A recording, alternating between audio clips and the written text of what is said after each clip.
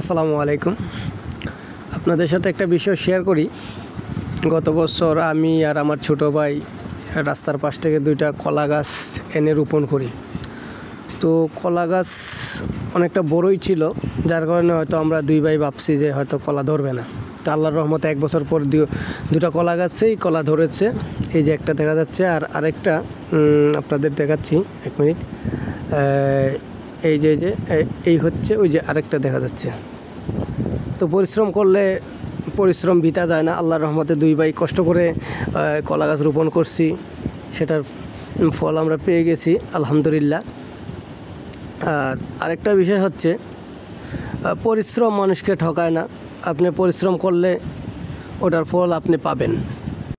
আর আমাদের চিন্তা ভাবনা ছিল যে কলা গাছ রোপণের পর ওটা যদি 1 বছর পরে কলা ধরে, তাহলে আমাদের নতুন অতিথি আসবে, নতুন অতিথি আইসা যেন কলা খেতে পারে। তো মাশাআল্লাহ, আমাদের নতুন অতিথি এসে গেছে।